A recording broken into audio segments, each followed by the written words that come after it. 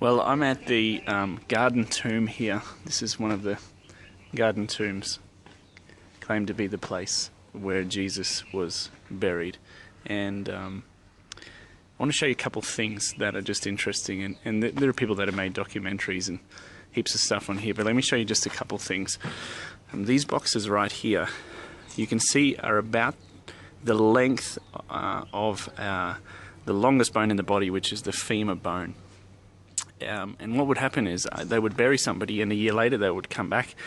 They would firstly be dressed in linen, etc., but a year goes on and the body's decayed, and they would take the bones from the person and they would put them in one of these stone boxes, and there's another one here, and they would bury that box with the bones, the remains of the person, and bury them in the very same place where their forefathers were. And this is how you would be buried with your forefathers. Let me show you one last thing here.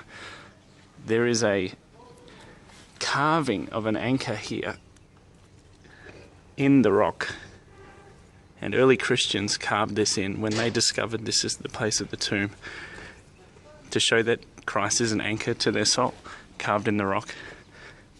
Let me show you one last thing here. This is a replica of the stone. This is how big it is. So let me put my hand on it to show you. It's not huge, it's small, because they wouldn't go dig a big hole, they'd dig a small hole.